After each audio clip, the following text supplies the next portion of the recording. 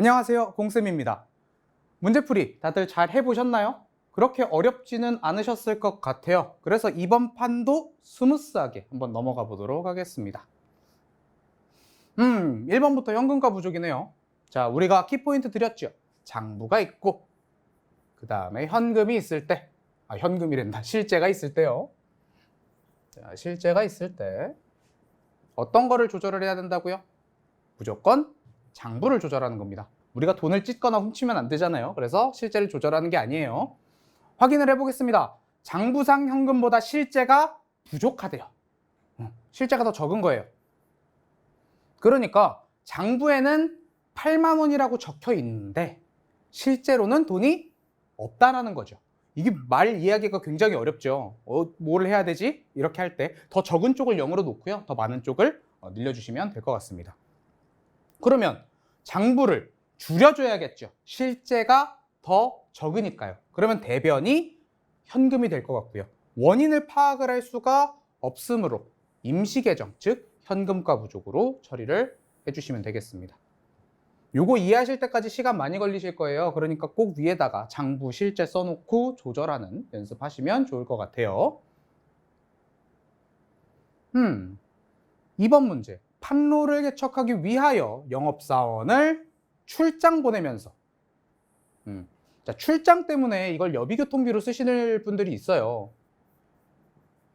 쓰시고 싶어 하는데 그거는 출장 후 복귀한 다음에 정리를 해 주셔야 되고요. 지금은 가지급금으로 처리를 합니다. 그래서 차변에 가지급금, 대변에 현금 이렇게 써주시면 되겠습니다.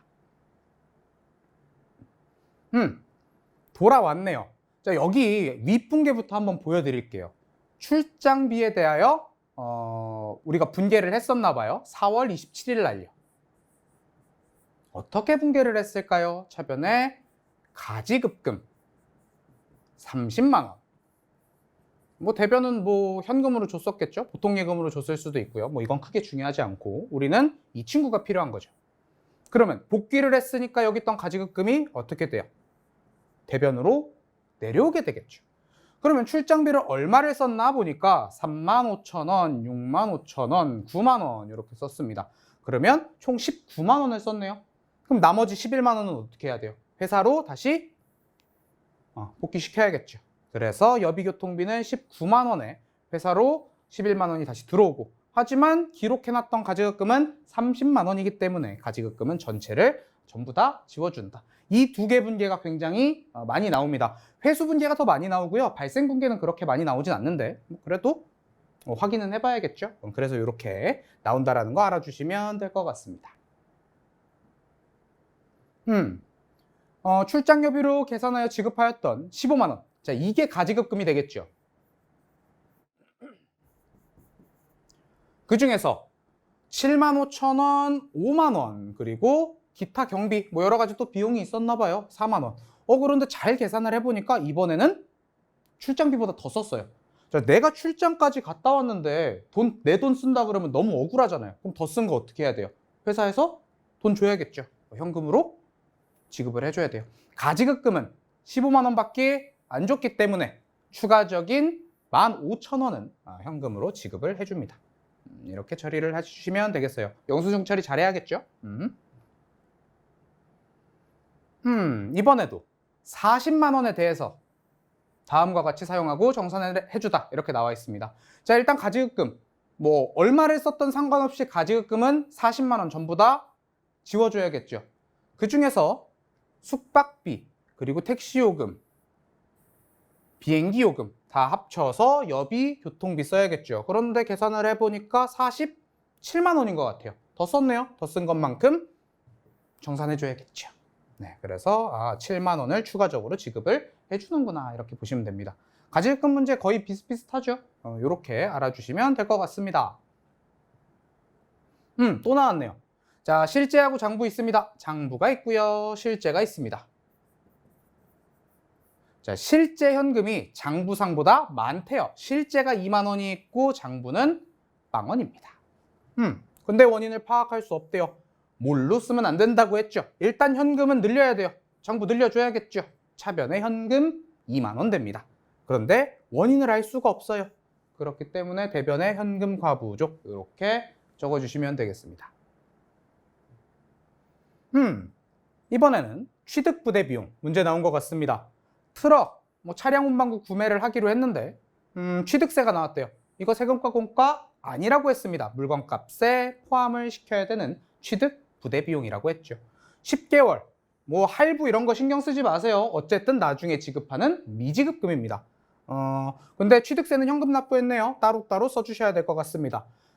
트럭은 1,100만 원에다가 150 더해서 1,250이 될 것 같고요. 그 중에서 1,100만 원은 나중에, 즉 미지급금으로 처리를 했고 취득세만큼은 현금으로 납부를 했습니다. 이렇게 분개를 하시면 될 것 같습니다. 자, 두 개로 나눠져 있죠. 자동차세 그리고 자동차 보험료라고 나와 있습니다. 이 보험료도 그냥 보험료 쓰시면 됩니다.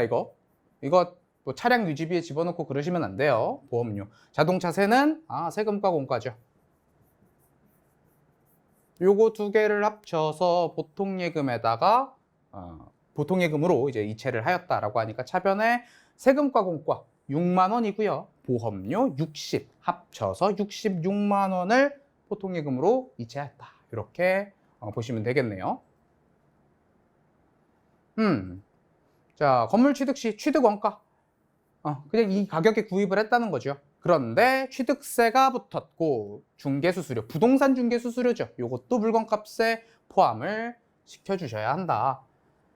그러니까 건물 2천만 원이었지만 여러 가지 부대 비용을 더해서 건물의 가격은 2,080만 원이 되고요. 이거를 전액 현금으로 지급을 했습니다.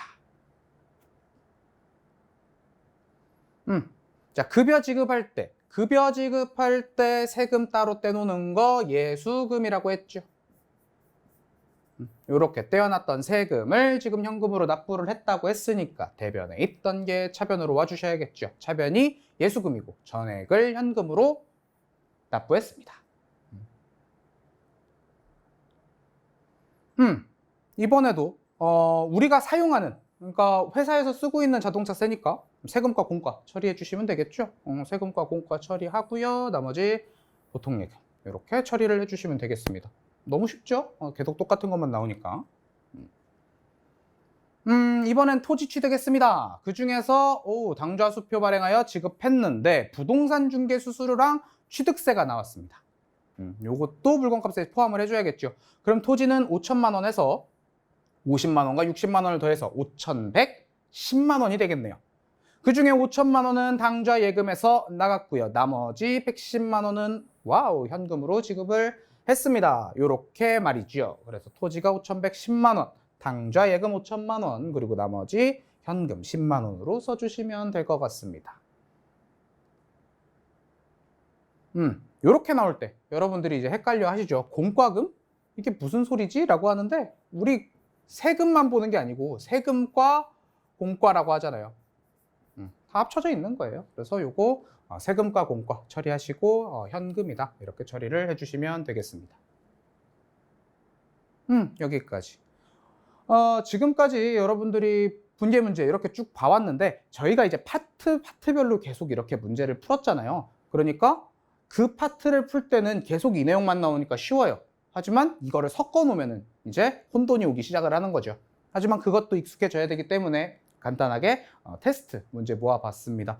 각 파트별로 배웠던 내용 조금씩 추가를 해놨으니까요. 여러분들이 꼭 필수적으로 풀어보시고 틀린 문제가 있다면 그 파트 다시 돌아가셔서 뭐였는지 확인 한번 해보시고 그렇게 공부를 하시면 좋을 것 같습니다. 제가 강의 키포인트만 집어넣어가지고 그렇게 길지 않잖아요, 영상들이. 그러니까 빠르게 가서 복습하실 수 있을 것 같습니다.